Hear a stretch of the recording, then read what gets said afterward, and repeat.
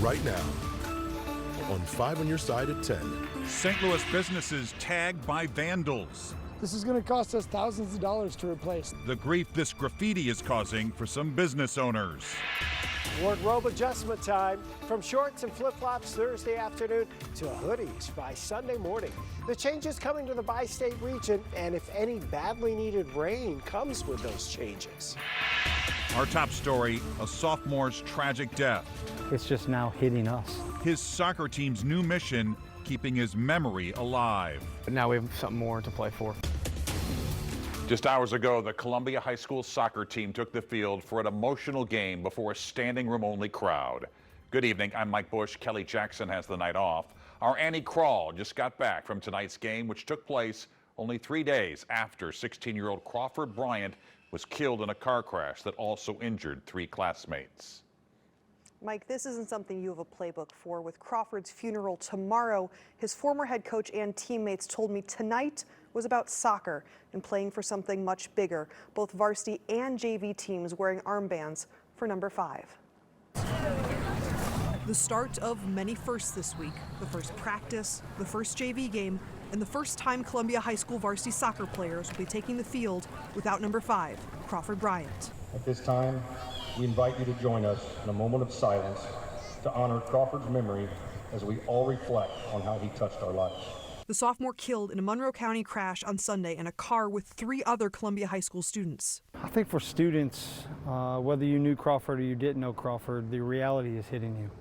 That we have a classmate that this happened to. And so that reality, that wake up, that this blows the myth that this won't happen to me or this won't happen in our community. I think sometimes we all live in a bubble. It was standing room only in the student section of Columbia High School Wednesday night, packed to watch the team take on Mascoutah, their opponents with them rather than against them in the moments ahead of kickoff. A friend of Bryant's and a senior on the soccer team, Hayes Van Bruzigen, told us how the last several days have been. In the halls, it's been, to be honest with you, it's been kind of somber. It's been kind of quiet. But that emotion turned to strength on the soccer field as the team came together, which led to goals. As the other sophomore varsity player who was in the car with Bryant took the field, recovered from minor injuries.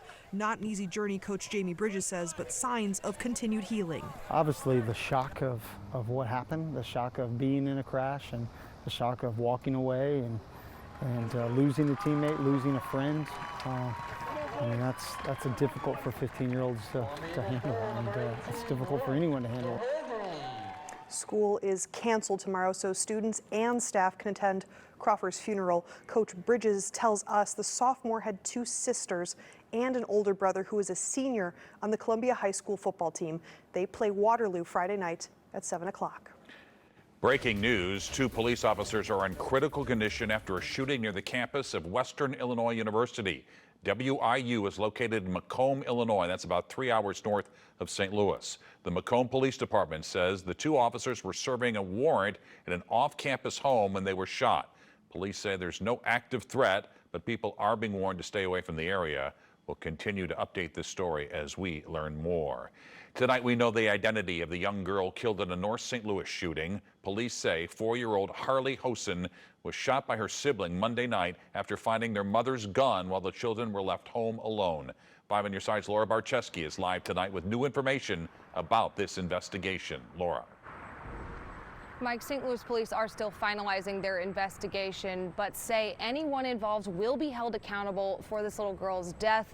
The St. Louis Circuit Attorney's Office tells me charges have not yet been filed in this case. On Monday, St. Louis police say 4 kids were left alone at their home on Thrush Avenue while their mother went to the store. One of the siblings found their mother's gun and shot their 4-year-old sister, Harley Hosen. Officers found her barely breathing and had to rush her to the hospital, but she didn't make it. Child abuse detectives have taken the lead.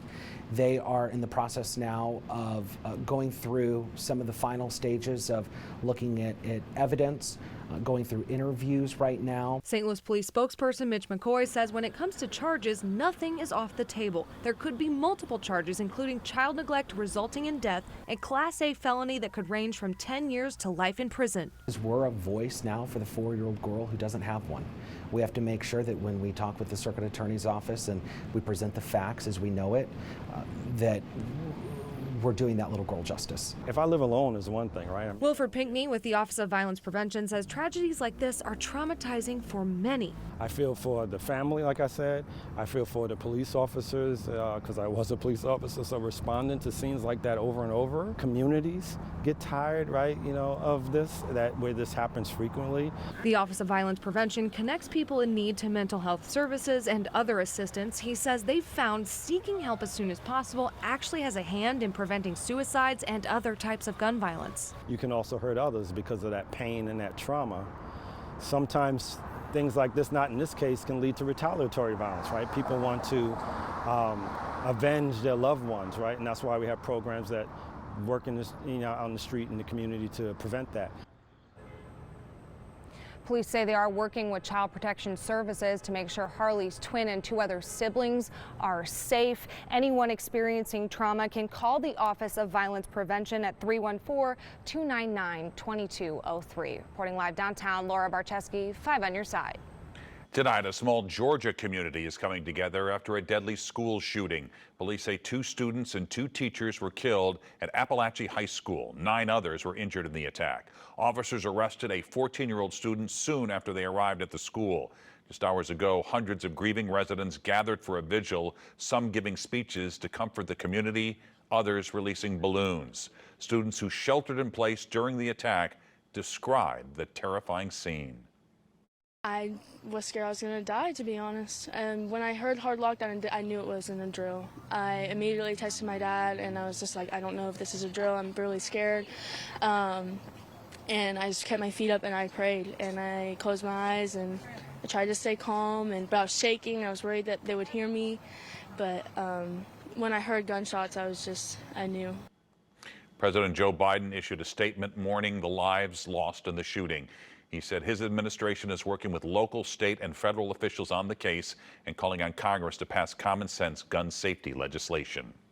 Enough is enough. And I cannot say this enough, which is enough is enough.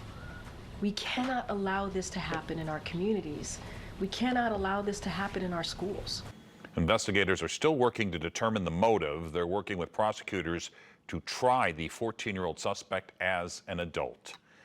Well, vandals recently sprayed graffiti on several St. Louis businesses. Tonight, police are still trying to figure out if the incidents are connected.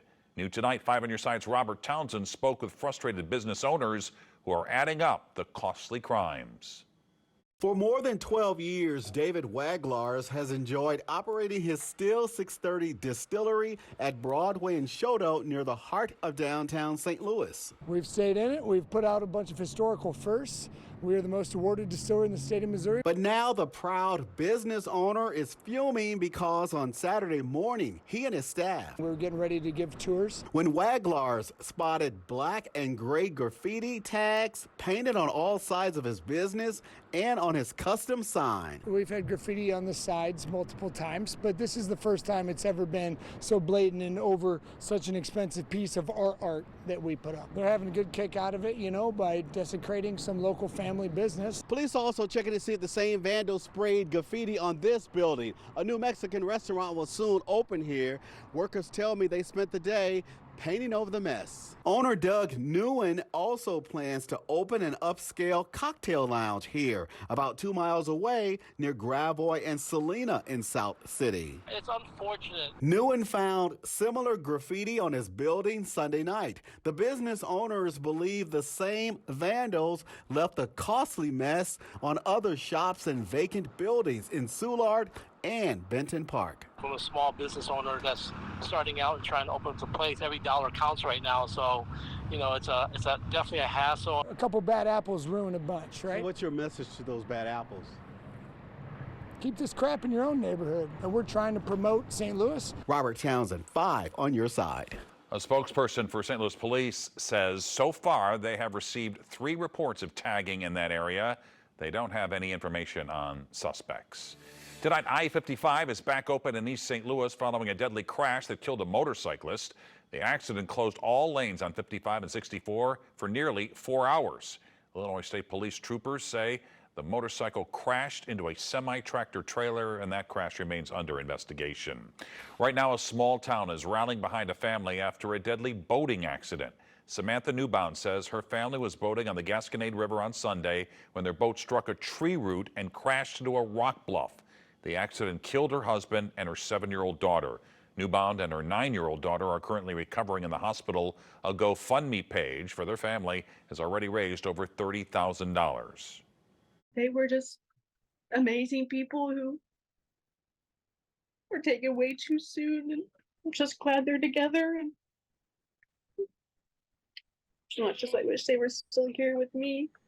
Samantha's other 2 children have been released from the hospital. She hopes she and her daughter Addison will be released soon. We have a link to that GoFundMe in the As Seen on TV section on KSDK.com. Well, the results are in. St. Louis City Sheriff Vernon Betts lost the recount vote for sheriff. Betts challenged the results of last month's primary in which he lost to Alfred Montgomery. Today, the St. Louis Board of Elections finished a 2-day process of rescanning all the ballots. The recount shows Betts lost by at least 221 votes. So far, the Betts campaign has not indicated if it might pursue a hand count of all the ballots. It looks like this is another victory. I will be the next sheriff of the city of St. Louis. So I can't predict, but my guess would be that this would be satisfactory, certainly to the court, and probably to the sheriff as well. A glitch in the voting machines held up the results. Election officials say about 80 pages of votes developed smudges in the machines. However, it wasn't enough to change the outcome. A Boone County, Missouri man was in court today in connection to the murder of a college student in Indiana that happened more than 30 years ago. Dana Jermaine Shepard was recently arrested in the death of 19-year-old Carmen Van Huss. Police say they identified Shepard from new DNA evidence. Shepard now faces 2 counts of murder. The victim's family is grateful to finally have a break in the case. There's a lot of people that put in a lot of work for a lot of years, and to every single one, we're all very, very thankful. Shepard has an extradition hearing on September 26th. Tonight, a break in a 35-year-old cold case. We were all in. The podcast that revived the investigation and put a new suspect behind bars. Trash bags put to the test. I absolutely can't stand bags breaking on me. Tonight, the results which could prevent you from throwing your money in the garbage. The next weather feature to impact us, it's a front coming across the plains tonight. Why it's unlikely to ease our extremely dry conditions. Your weather impact forecast in just 7 minutes. Tonight, a 35-year search for answers in a Bonne Terre cold case may soon be over. Today, 69-year-old Wesley Marler was in court for the first time since he was indicted on first-degree assault charges in connection to the 1989 death of Jimmy Wade Martin. Martin's daughters helped investigate the case on their podcast, Small Town Forgotten. The evidence the podcast team gathered helped investigators indict Marler for what they believed to be his role in the crime. We knew that when so many people would talk in private, but they didn't want to be heard for fear of retaliation or whatever it was, we said we just have to get the word out there. So as we would put out podcast episodes, more people would step forward. Marler is currently in custody at the St. Francis County Jail on a $500,000 bond. Gordon Moore Park in Alton is getting a multi-million-dollar boost to improve facilities. The park has been partially closed since late June when a massive sinkhole formed, damaging its soccer fields. Now the city is putting an almost $4 million federal loan towards improving other parts of the park. That includes baseball fields, concession stands, public restrooms, and more. City leaders say the project will be a, quote, key driver for economic growth. President Joe Biden is preparing to formally block Nippon Steel's takeover of U.S. Steel. The Japan company would operate the plant in Granite City. The $14 billion deal has become a popular issue on both sides of the political aisle this election year. U.S. Steel says it will continue to fight for the deal's approval. Sources say the president's decision on blocking the deal could come this week. Boeing Starliner spacecraft will attempt to return to Earth on Friday without its crew. 2 astronauts are stuck on the International Space Station due to mechanical issues with the spacecraft. Engineers say it's leaking helium into its propulsion system. NASA officials say the trip home will take about 6 hours. Well, taking out the trash can be a dirty job, especially when those bags split open, spilling garbage everywhere. Tonight, Consumer Reports puts trash bags to the test and finds spending more doesn't mean less mess. Imagine this bag is filled with banana peels, coffee grounds, last week's leftovers, and who knows what else. And now it's all over your floor. I absolutely can't stand bags breaking on me. To help you avoid this kitchen nightmare, Consumer Reports just tested unscented 13-gallon trash bags from 9 best-selling brands. Our testers used a special tool called a force gauge, which measures force against the bag. It was fitted with sharp and blunt tips to see how the bags resisted puncture. In a test to check the wall and bottom strength, bags were tied by the neck to the force gauge. Water was added to the bags until they burst through the bottom or ripped at the top.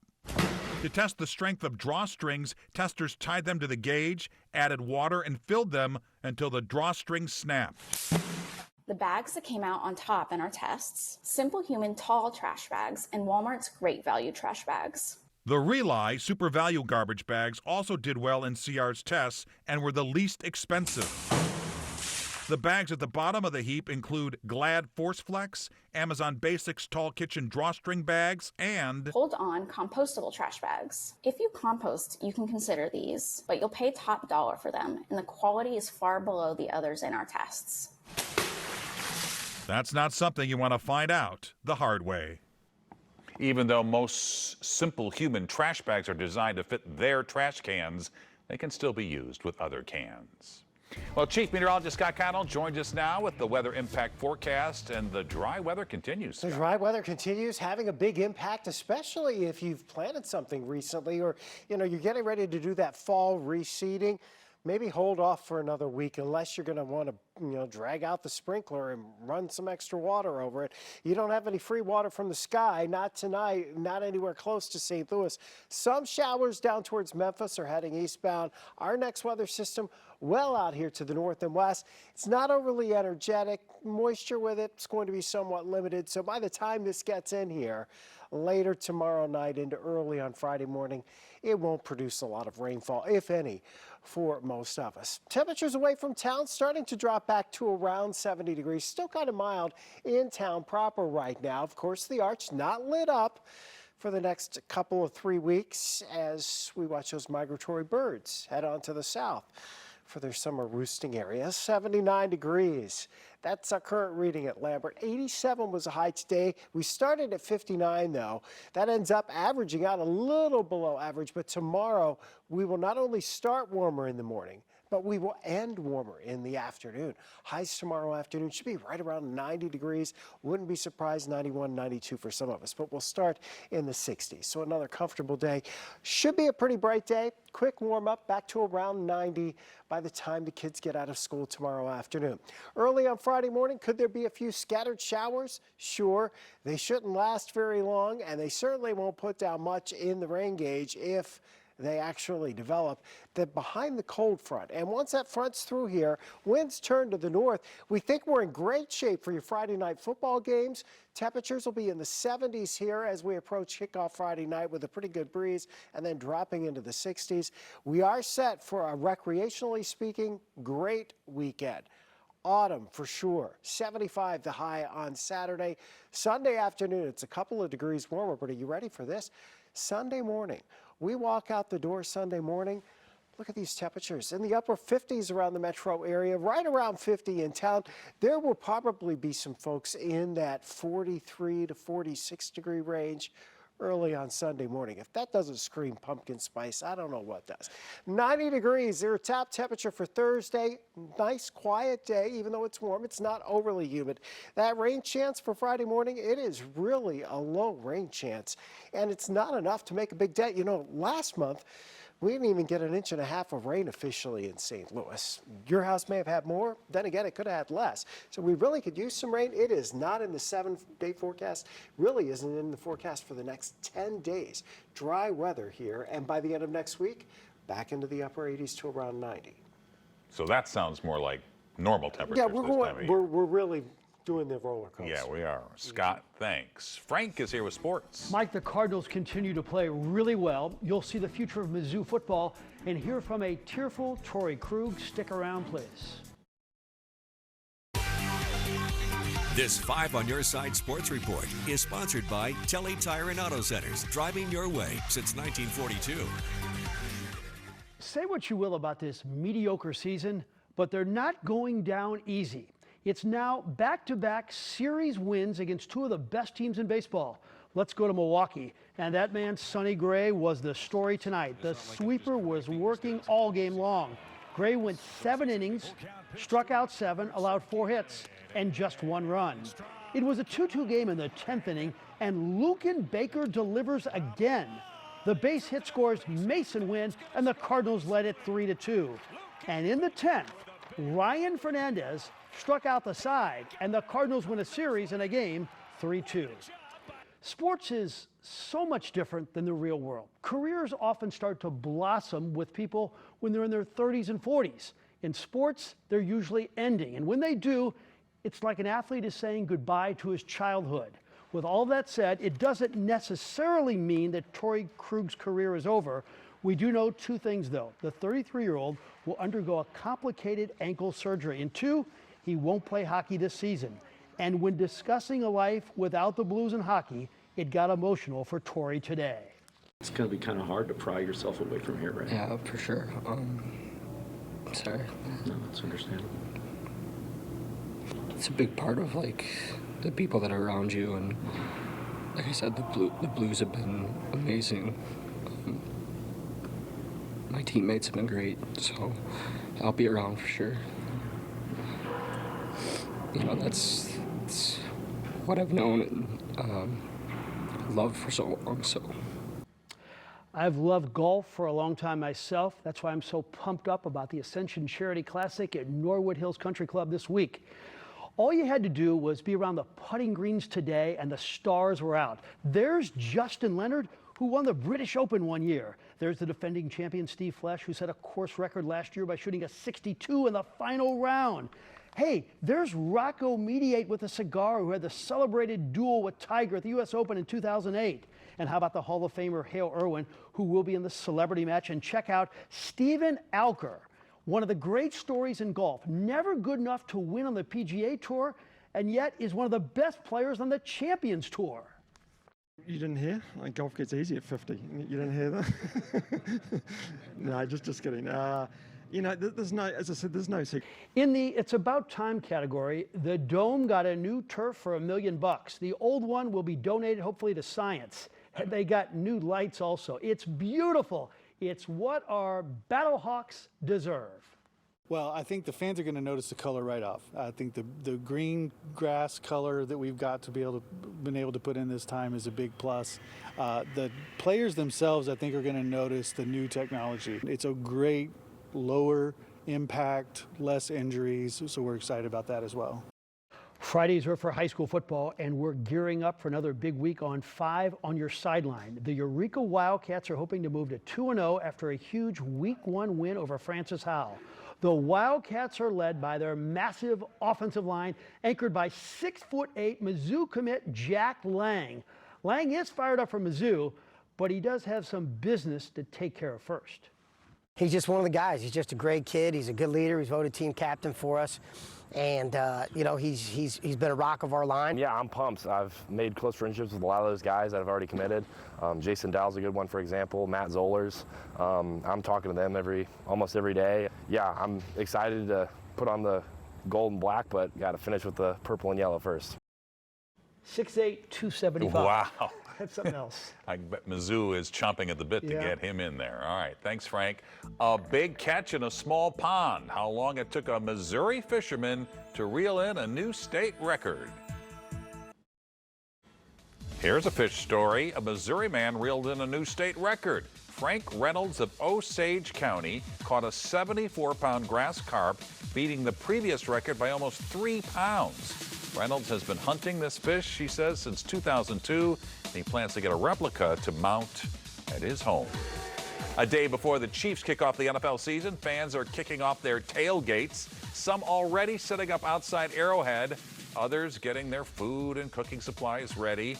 By the way, you can watch the Super Bowl champions take on the Baltimore Ravens tomorrow right here on 5 on Your Side. Coverage begins at 6 o'clock.